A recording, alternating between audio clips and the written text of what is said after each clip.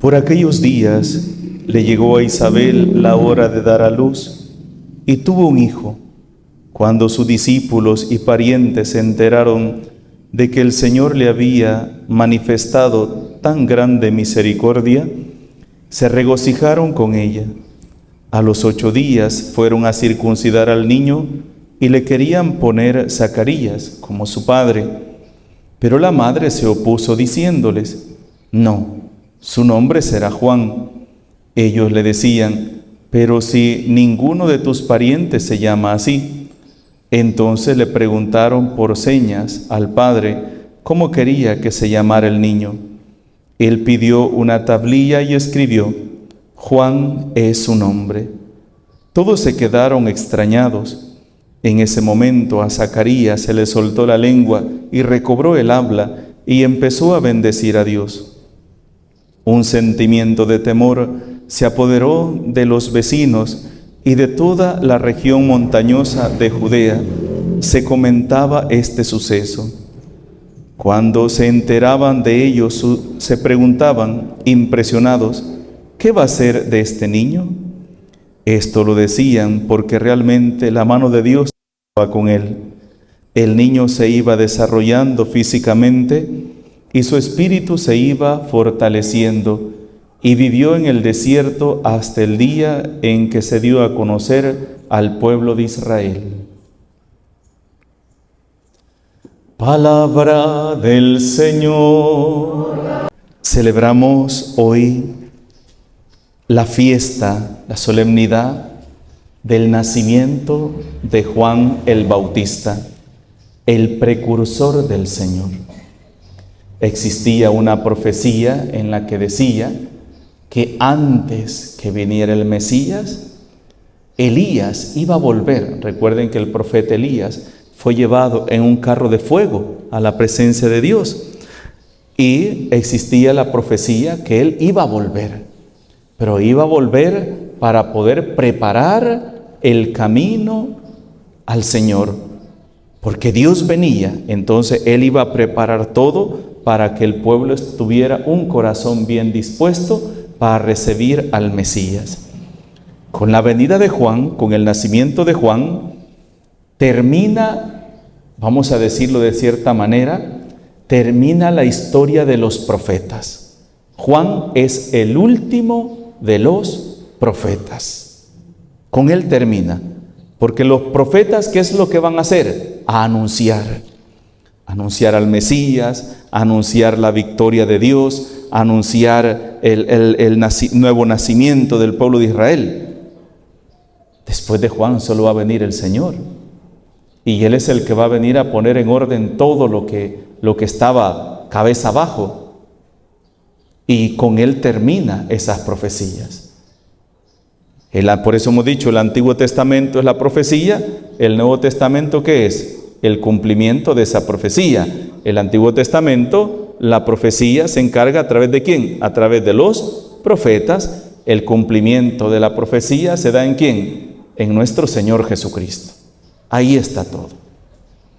Pero lo hermoso de la solemnidad de la fiesta de Juan el Bautista, hermanos, es que para mí, ¿verdad? Esta fiesta es como Dios hace posible lo que para los hombres es imposible. Zacarías era un anciano, Isabel también. Ellos no habían podido tener hijos. Y en la cultura judía, el que una familia, un matrimonio no pudiera tener hijos, era como si le hubiera caído una maldición.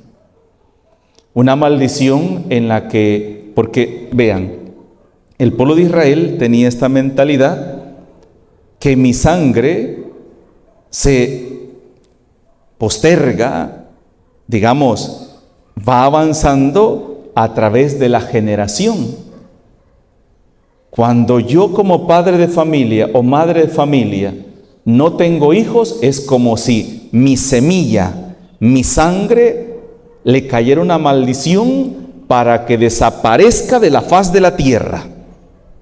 desaparezca de la faz de la tierra y nadie, absolutamente nadie, cuente que yo existí ni lo que hice.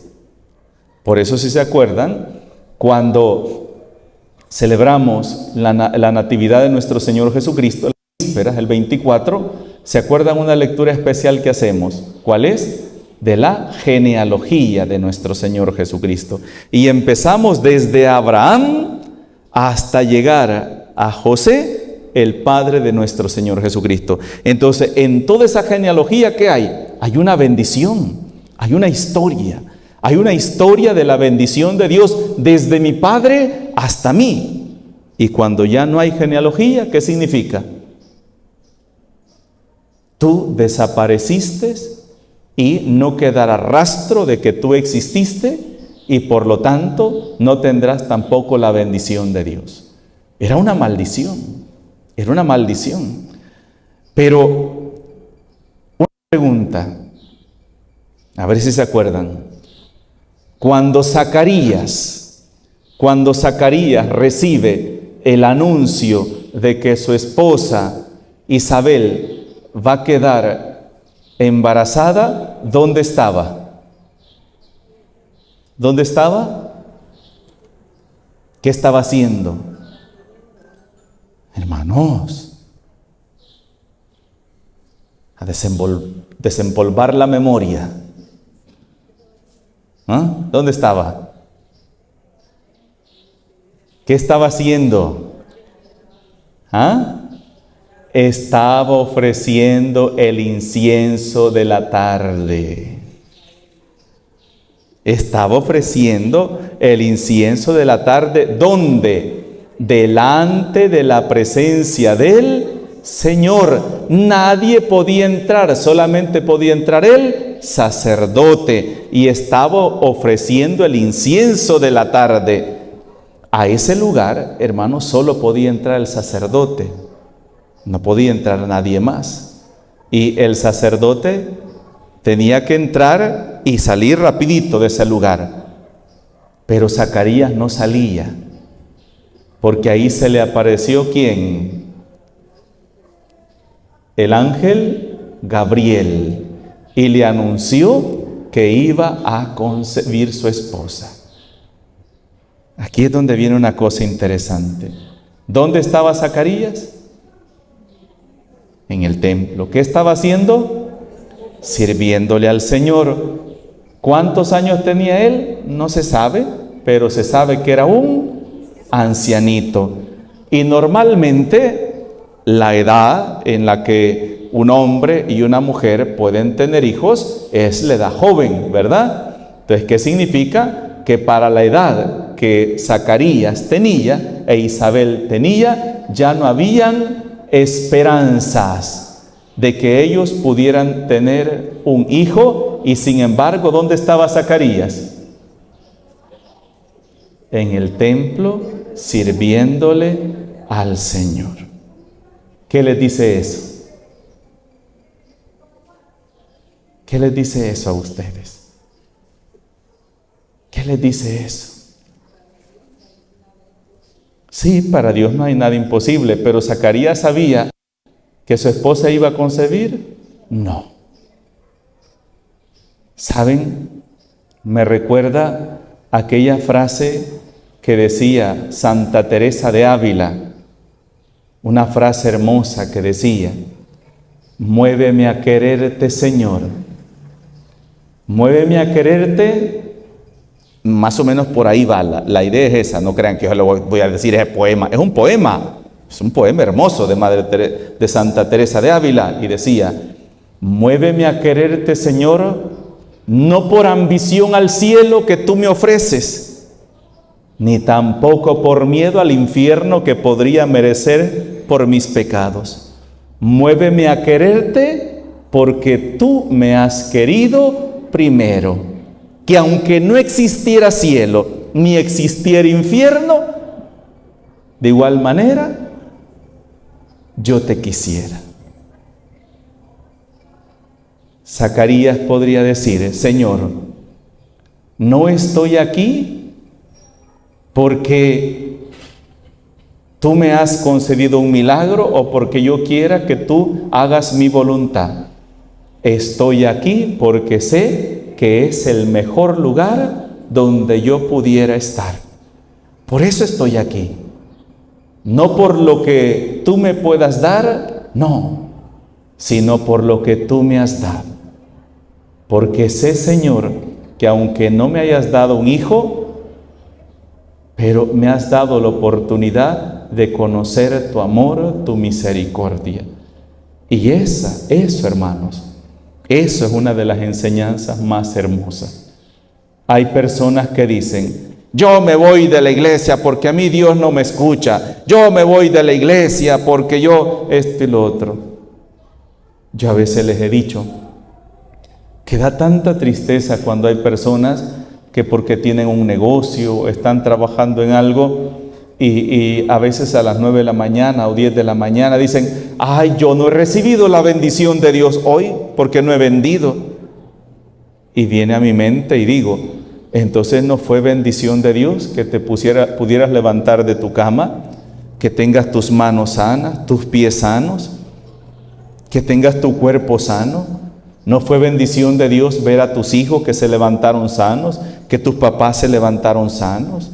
¿No fue bendición para ti el haber podido llevar el pan a la mesa y poder comer en la mañana, comer en el almuerzo? ¿No fue bendición de eso para Dios? ¿No fue la bendición de Dios tener un día más de vida? Ese es el problema nuestro.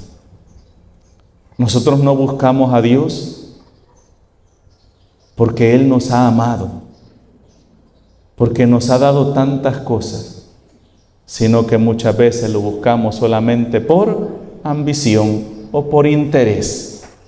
Que Dios me dé.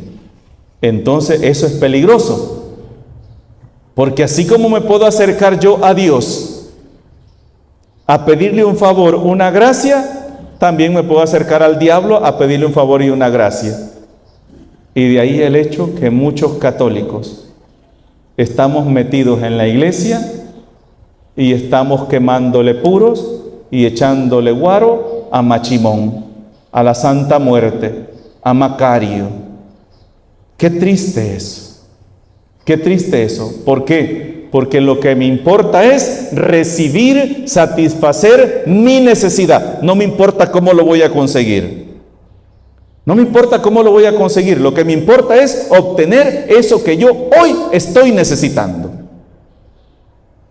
Si tengo que arrodillarme ante el diablo, entonces me arrodillo ante el diablo.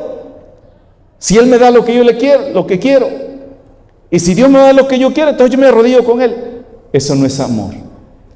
Eso no es fe. Cuando Dios llamó a Abraham, Abraham vivía en un pueblo donde habían muchos dioses.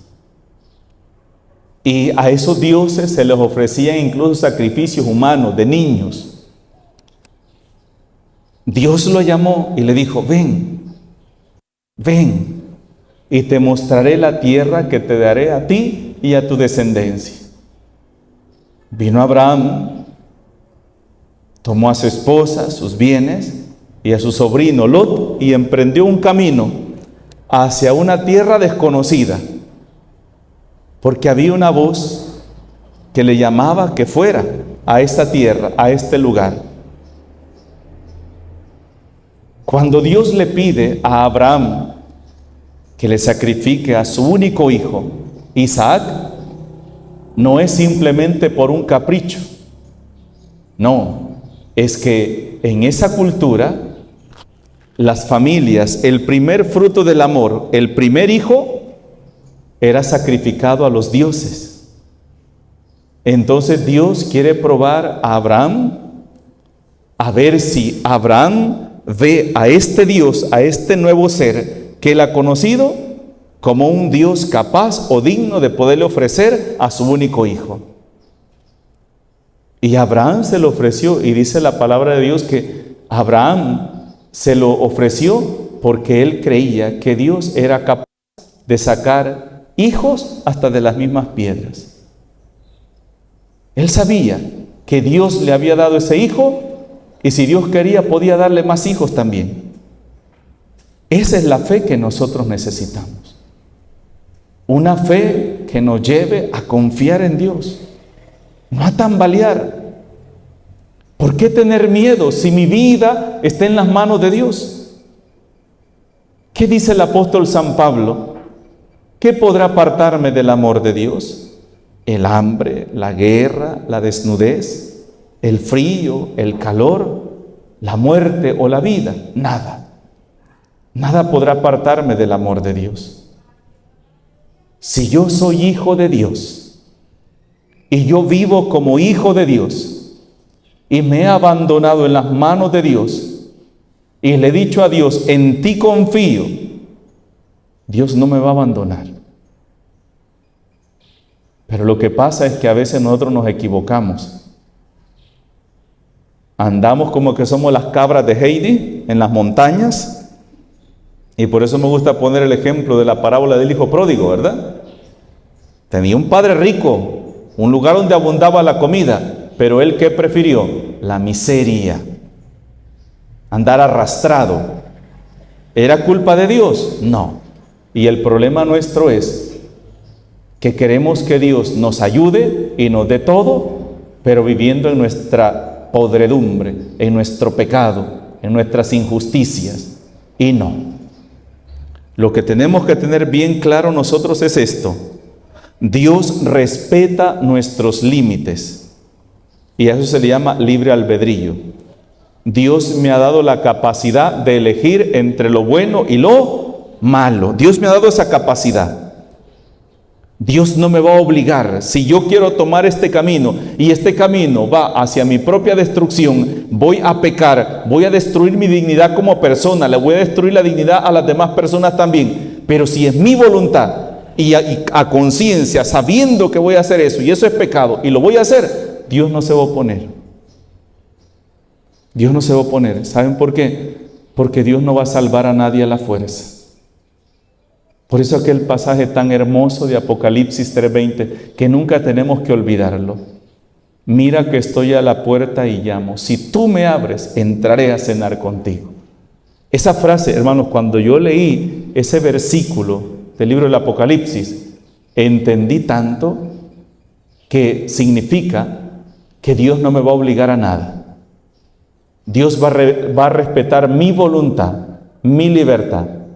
Si yo le digo a Dios, no te quiero cerca de mí, Dios se va a quedar lejos de mí.